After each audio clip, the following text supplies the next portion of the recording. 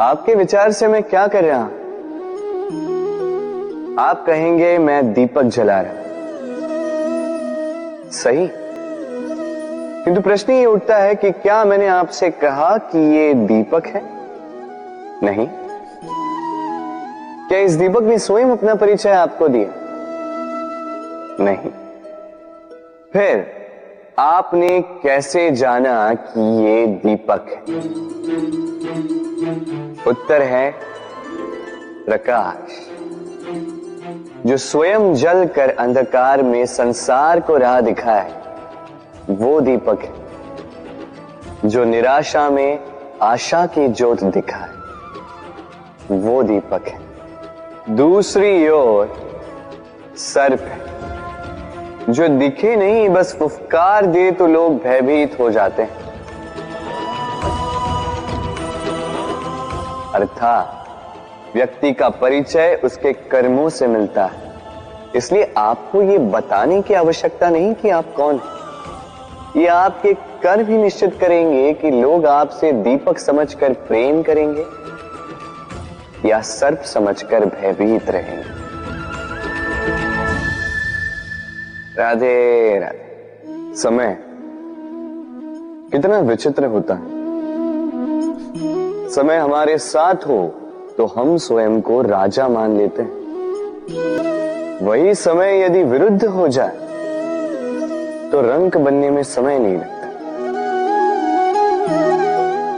इसलिए मनुष्य की एक आदत होती है, बुरे समय के लिए कुछ बचा कर रखता है। संबंधी, मित्र बुरे समय में साथ छोड़ देते हैं। यश, मान बुरे समय में चला जाता है। तो व्यक्ति सोचता है क्यों ना धन संचय कर। धन का तो कोई मन नहीं होता जो समय आने पर बदल जाए। संसार कहता है कि धन का संचयन करते रहो, बुरे समय में काम आएगा। मैं कहता हूं शुभ कर्म करते रहो, आनंदित रहो, स्वयं पर और ईश्वर पर विश्वास रखो, बुरा समय कभी आएगा ही नहीं। राधे राधे। प्रकृति ने मनुष्य को एक विशेष शक्ति दी है, अन्य जीवों से अधिक शक्ति दी,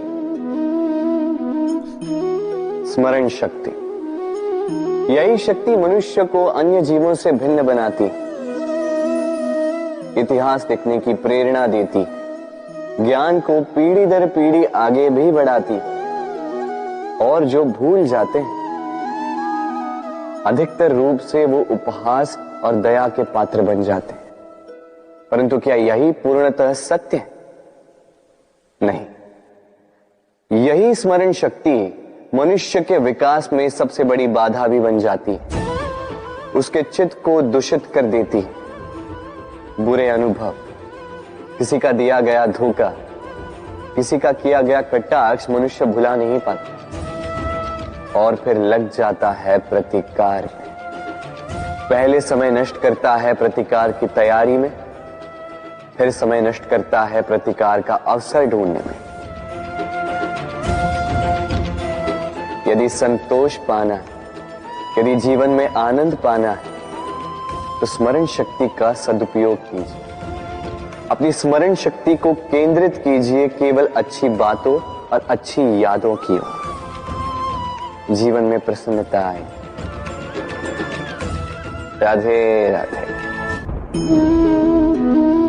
मनुष्य अपने परिवार के लिए क्या कुछ नहीं करता, दिन रात परिश्रम करता है ताकि अपने परिवार की आवश्यकता पूर्ति के लिए धन कमा सके।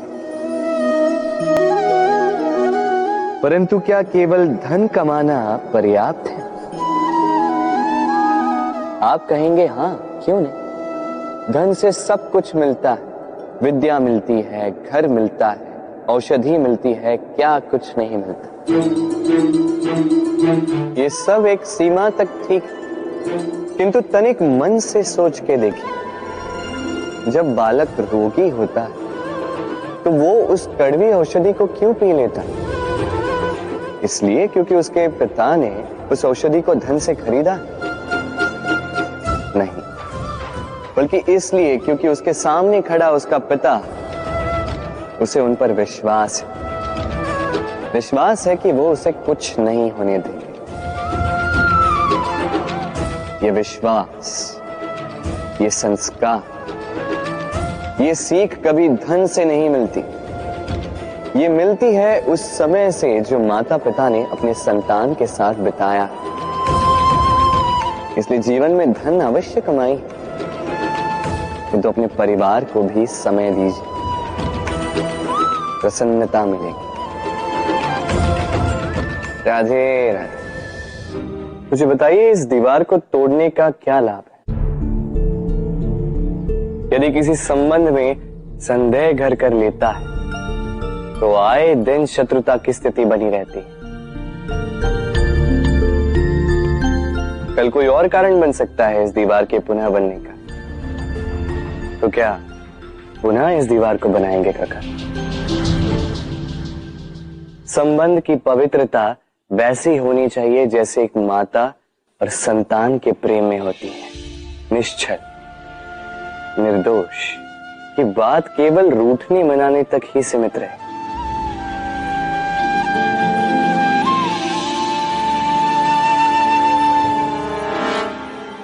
और कोई भी घुसपैठिया आकर भावों को दूषित न कर पाए। ना कोई वस्तु, ना कोई परिस्थिति, ना कोई व्यक्ति, कोई उन्हें अलग न कर पाए काका। सोचिए, यदि ये दीवार पुनः बननी है तो इसे तोड़ा ही क्यों जाए? यदि मन में एक अटूट संबंध स्थापित करने का दृढ़ निश्चय ही ना हो तो क्यों तोड़े इस दीवार को? बताइए, है विश्वास, है अटूट विश्वास कि ये संबंध कभी ना टूटेगा?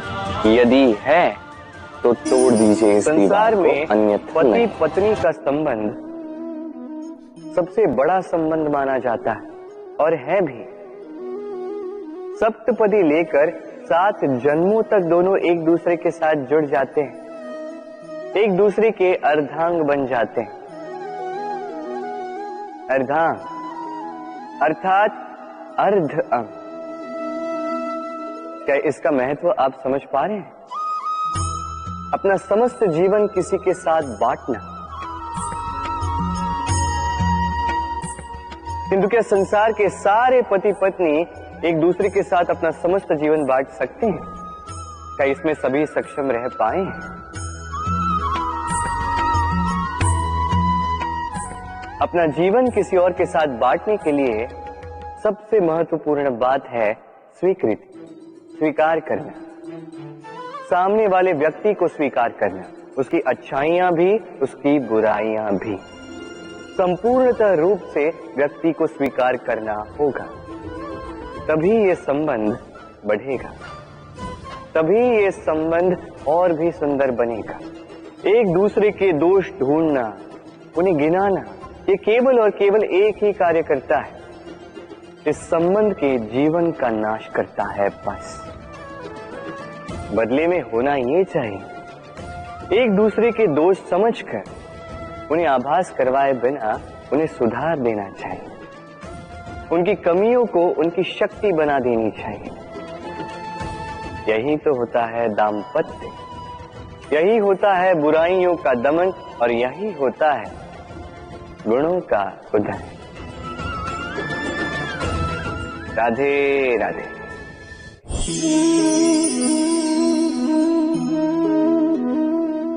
कंकड़ इतना छोटा सा कि उंगली पर आ जाए, किंतु सोचिए यदि यही कंकड़ आंख में लग जाए तो कितनी बड़ी समस्या बन जाता है।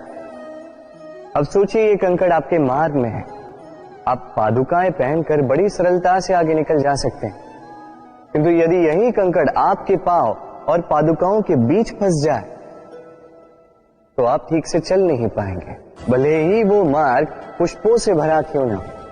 अर्थात आप बाहर की समस्याओं से, उन चुनौतियों से लड़ सकते हैं, भीतर की नहीं। भीतर की समस्याओं से लड़ना अत्यंत कठिन होता है।